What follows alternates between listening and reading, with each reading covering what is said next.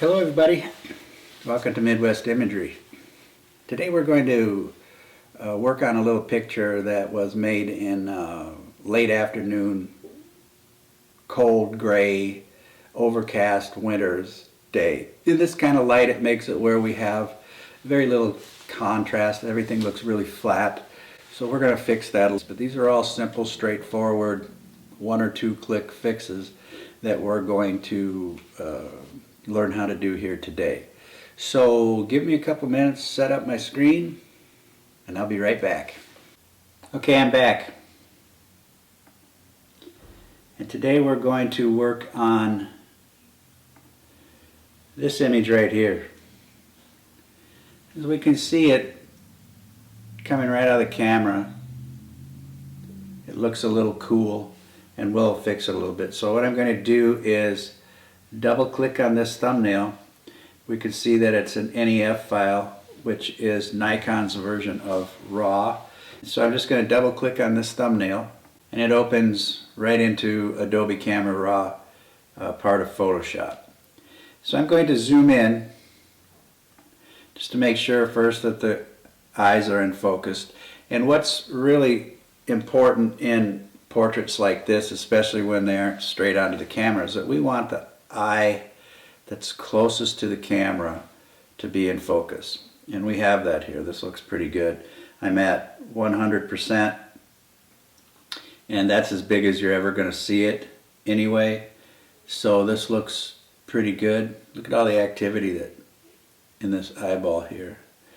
So the first thing that I always do is I'm going to zoom out just a little bit. I'm using my Command minus key here. I'm just going to get a shot of it. So it looks a little cold, a little flat. And we're going to just kind of boost the contrast and make it maybe a tiny little bit warmer. And what I'm going to do here is just see what does Photoshop think it should look like by clicking on this auto button right here.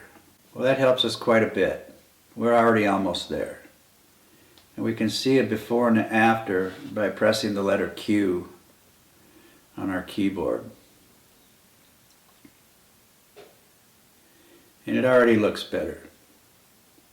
So I'll just press the Q until I cycle out of here, like that. And then I'm going to go ahead and open this right into Photoshop. And I'm going to just click on the, well, before I do that, I want to try one more thing. I'm going to zoom in and see if we can't just adjust the color temperature a tiny little bit. I go over under the color and I see this little eyedropper icon. So I'm going to click on this icon, and now my cursor is this icon. I'm going to see what a couple of different areas, if we can change the temperature.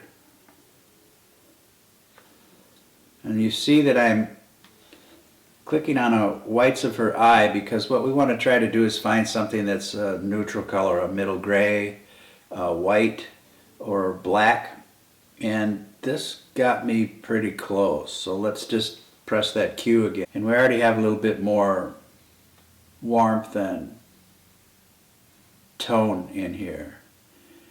So let me just cycle through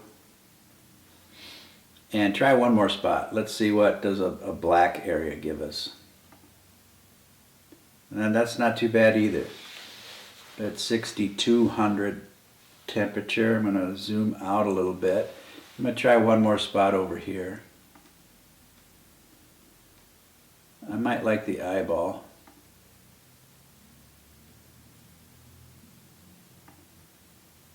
I think I like this one better. We're at 6200 now, and I'm going to open it into Photoshop. I'm going to try to just give it a little tweak here with an adjustment layer. The adjustment layers are found at the bottom of our screen of our layers panel. There's a circle that's half black and half white, and I click on that and it shows all of our adjustment layers that are available. I'm going to go with the levels, and we see this histogram with our levels properties tab shows that we have a lot of shadows and dark colors, which will correspond to her hair and her jacket and her gloves and mittens and stuff like that. We don't have a whole lot of midtones because it's kind of an overcast gray, wintry day, but we do have some fair amount of highlights that we'll see in the background corresponding to these areas, as well as some of the bark on this birch tree. So all I'm going to try to do is move this dark shadow slider right to where we start to see info, just about right there. And I'm going to do the same thing to the white slider, just going to move it into where we have some info. And then I'm going to go back to my layers and just turn this off by clicking on the eyeball.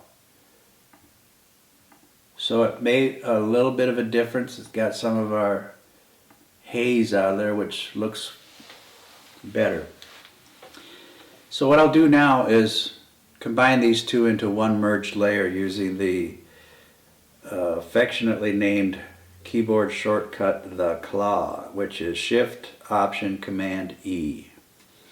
Now I have this merged layer, and I'm going to rename it by clicking on the words Layer 1 and name it to Blur. Because I'm going to give this a little bit of a blur. I'm going to go up under my filter menu, down into the blur, and then over to Gaussian blur, and we'll give it this 8 pixel blur.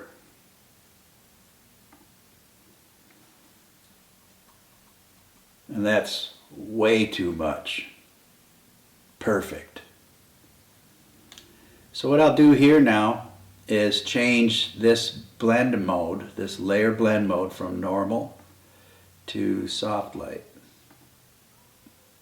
Okay, now let's see where we're at. I'm going to turn this blur layer off,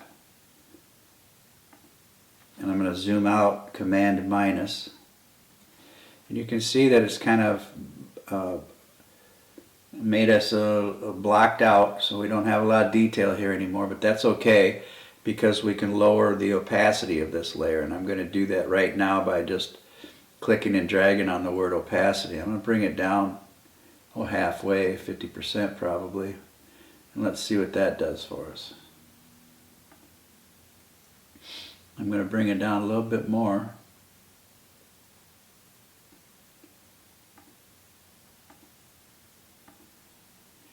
And I'm going to also add a layer mask to this. And the layer mask is the rectangle with a black circle in the middle of it. I'm just going to put a white layer mask on here, and I'll paint some of this area with a brush, which is the letter B.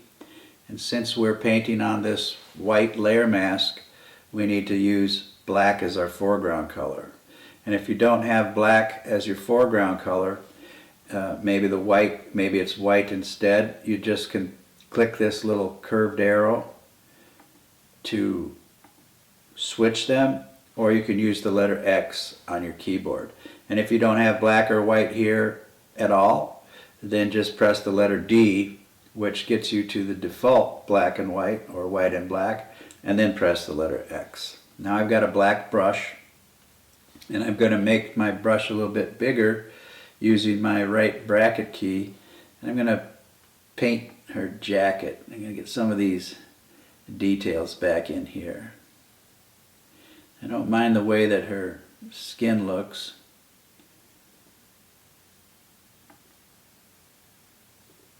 And I want to see a little more detail in these areas here, maybe back around there. Make my brush a little bit smaller and just touch a little bit of the hair right here. Call that good. Let's see what that looks like.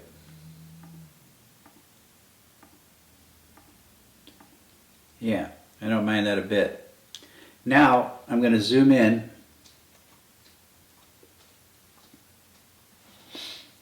and take a look at it, and everything's still looking pretty good. I've got a couple of snowflakes on her hair that I'm going to leave there. I'm not going to take those out. I'll probably take this one little stray hair out of here, and in order to do that I'm going to make another merge layer, Shift Option Command E, and then I get my healing brush, which is the letter J, and I'm going to zoom in. And the healing brush works by you sample an area, hold the Option key, your cursor turns into a crosshair. And I'm just going to click right there and sample that area. And we can see that that area now is inside of our brush. So I'm going to just paint that right up towards the end. And make my brush a little bit smaller, sample a spot right here, and just finish that off. Kind of like that. Now it's gone. I'll zoom out, Command minus. I don't mind the way that that's looking. So change this layer name by double clicking on the word layer 1 to retouch.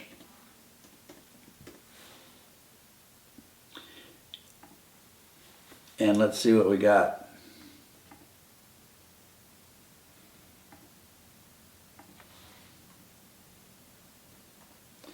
So it's very subtle, but it makes a difference. Here in this image we're kind of flat and soft contrast, but then we boost it up a little bit and change the look of it. If we wanted to, we could go one more step and create another merged layer and rename this one Screen and change the blend mode to, well, I got a little house line up here wants to help, and change this blend mode to Screen. Now what I might do is, you know, that kind of looks good too, but let's see. What I might do then is just hide this behind a black layer mask. I'll hold my Option key and press on the Create a New Layer Mask, and we've just hidden all this. So let's zoom in again, Command plus, get my brush tool, which is the letter B, making sure since we have a black layer mask we should be painting with a white foreground color. So I press the letter X, and I'm going to make my brush about the size of her irises and just open those up. And just open this one up, because she's got these wonderful eyes and we should take a peek at them. I'm going to make my brush about the size of her pupil. And look, it's a self-portrait. You see me right in there? There I am. So I'm going to make this about the size of her pupil using my left bracket key by making the brush a little smaller. And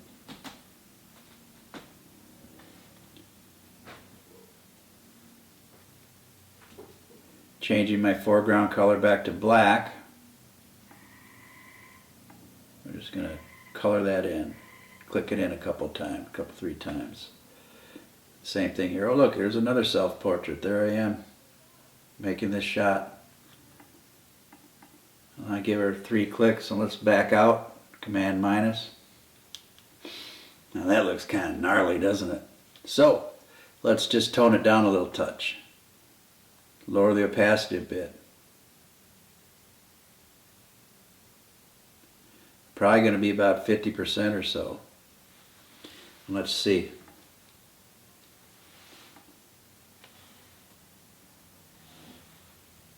There we go. I think that's pretty good. Now, if I hold my Option key and click on this background layer eyeball, it shows us where we started